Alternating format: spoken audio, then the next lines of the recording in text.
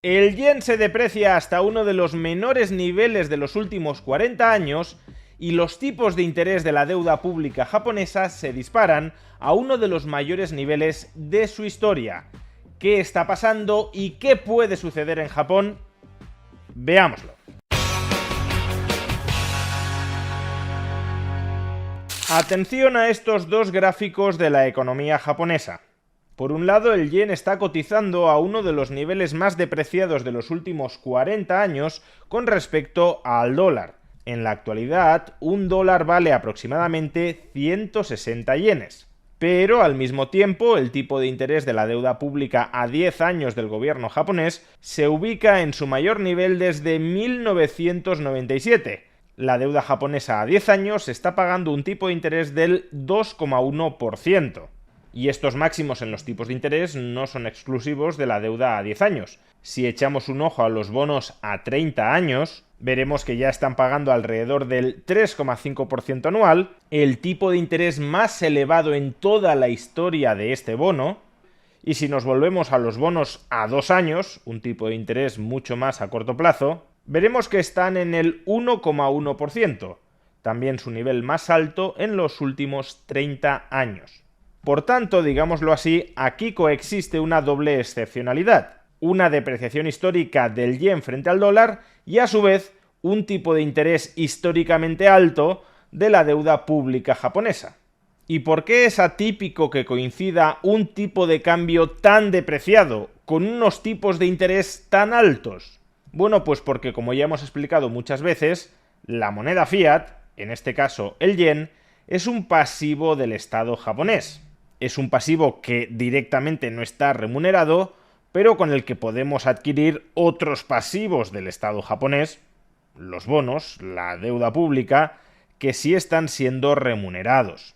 Y de hecho, como acabamos de ver, están siendo remunerados a la mayor tasa de los últimos 30 años. Por tanto, lo esperable sería que si los pasivos del Estado japonés están siendo remunerados a un tipo de interés más elevado, la demanda de esos pasivos del Estado japonés, incluyendo su moneda fiat, se incrementara. Y ese incremento de la demanda de yenes debería conducir a una apreciación del yen. O visto desde otra perspectiva, si el yen se deprecia, y por tanto a los extranjeros les resulta más barato comprar yenes, deberíamos ver cómo se incrementa la demanda de bonos japoneses denominados en yenes que están pagando esos tipos de interés históricamente elevados para Japón.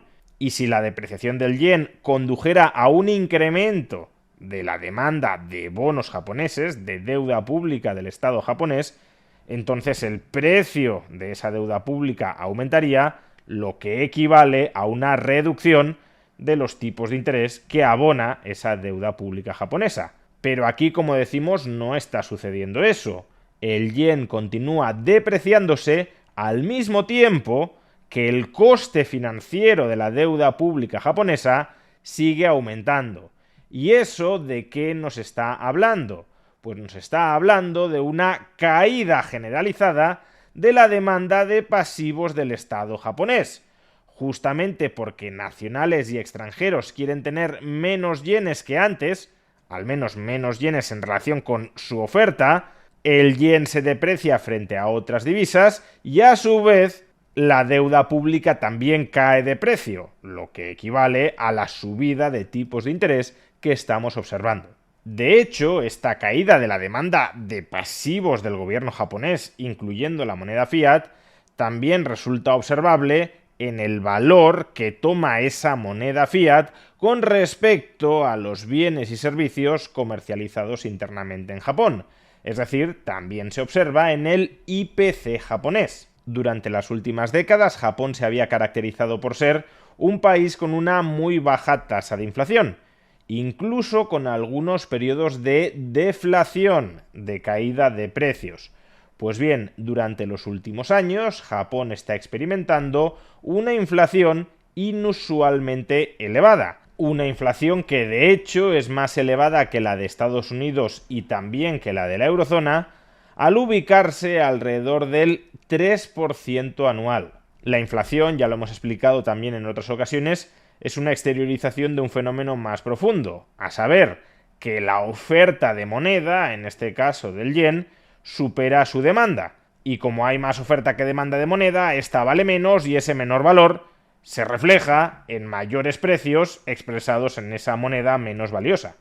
Por tanto, y en pocas palabras, todo esto le está sucediendo a Japón porque está emitiendo más pasivos estatales, más deuda pública en un sentido coloquial, que la que los ahorradores nacionales y extranjeros están dispuestos a adquirir.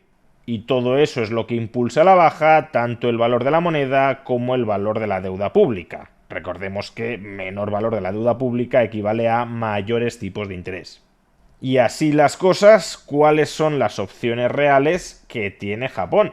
Pero antes de analizar las opciones que tiene Japón en medio de esta encrucijada financiera, dejadme que os recuerde que si queréis invertir en los mercados financieros, sean estos los de Japón o los de cualquier otra economía internacional, esto es algo que podéis hacer a través de la plataforma que apadrina este vídeo, Freedom24.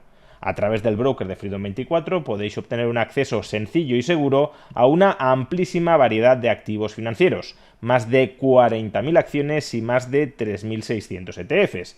Y entre estos fondos cotizados podréis encontrar ETFs que replican índices bursátiles como por ejemplo el de Japón, el Nikkei 225. Sería este el caso, por ejemplo, del iShares Nikkei 225, que solo a lo largo de este último ejercicio generó una rentabilidad en yenes del 27,7%.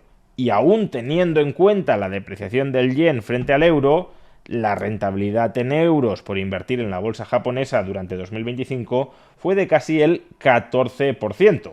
Ahora bien, si no os gusta la bolsa japonesa por la situación de potencial inestabilidad financiera en la que se halla el país, también tenéis a través de Freedom24 otras opciones, como por ejemplo, invertir en la bolsa estadounidense a través de un ETF que replique el Standard & Poor's 500, por ejemplo el iShares Core Standard & Poor's 500, o también invertir en la bolsa europea, por ejemplo en el Eurostoxx 50, a través del iShares Core Eurostoxx 50, cuya rentabilidad en 2025 en euros fue del 21,8%. Si quieres obtener más información sobre Freedom24 y sobre las múltiples opciones de inversión dentro de esta plataforma, podrás obtenerla pinchando en el enlace que aparece en la caja de descripción de este vídeo o en el comentario destacado. Entonces, ¿cuáles son las opciones de Japón frente a este problema de que está emitiendo más deuda, más pasivos, de los que sus ahorradores están dispuestos a demandar? Bueno, la primera, la deseable, sería que Japón redujera significativamente sus emisiones de pasivos financieros. Es decir, que buscara captar menos financiación que aquella que históricamente ha venido captando. Que el déficit público del gobierno japonés se redujera para idealmente contribuir a amortizar el enorme stock existente de deuda pública japonesa.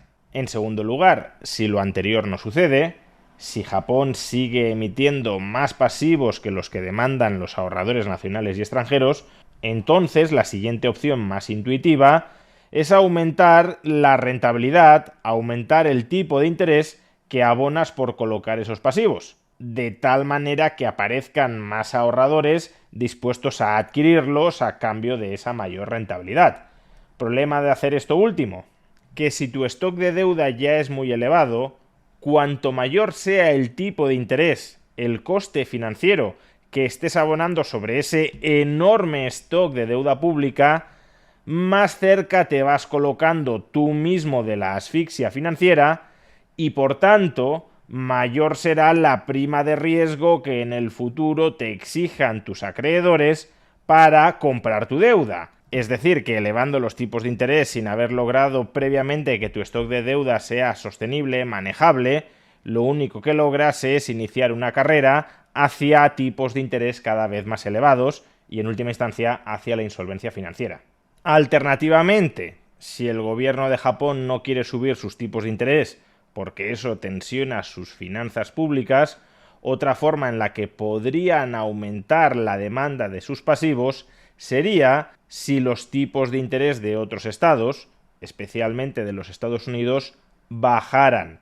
Eso volvería menos atractiva la deuda pública estadounidense en relación con la deuda pública japonesa y, por tanto, parte de los ahorradores que ahora están comprando deuda pública estadounidense por sus mayores tipos de interés podrían dar el salto a adquirir de vuelta deuda pública japonesa, limitando en consecuencia la depreciación de los pasivos estatales de Japón. Pero en cuarto lugar, si esto último no sucediera, solo quedaría una opción, que es aquella a la que más habitualmente suelen recurrir los estados con problemas financieros. Y es, en lugar de subir los tipos de interés, permitir una fuerte depreciación de tu divisa para que ésta se vuelva lo suficientemente barata como para atraer al capital extranjero a comprar tu deuda pública.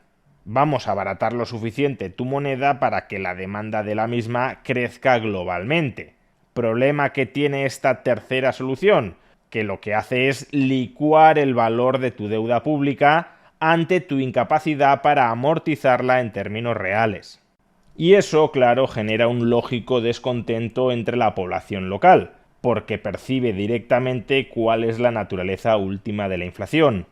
Un impuesto sobre todos aquellos que tienen en su balance, en su cartera de activos, pasivos estatales. Un impuesto extraordinario y en muchas ocasiones regresivo, con el que se termina cuadrando el desequilibrado presupuesto del gobierno. Una vez te cierran, aunque sea parcialmente, el grifo de la financiación, las cuentas hay que pagarlas sí o sí. Y se pagan o gastando menos o ingresando más. Y la inflación es una forma en la que el gobierno ingresa más a costa de la población. El gobierno japonés lleva 2 décadas viviendo de prestado, viviendo gracias a la financiación extraordinariamente abundante que le ha proporcionado a un coste financiero ridículo su propia población nacional, una población nacional que está entre las más ahorradoras de todo el planeta, pero que después de tanto tiempo y tras tamaña acumulación de pasivos estatales, parece que ha decidido decir basta.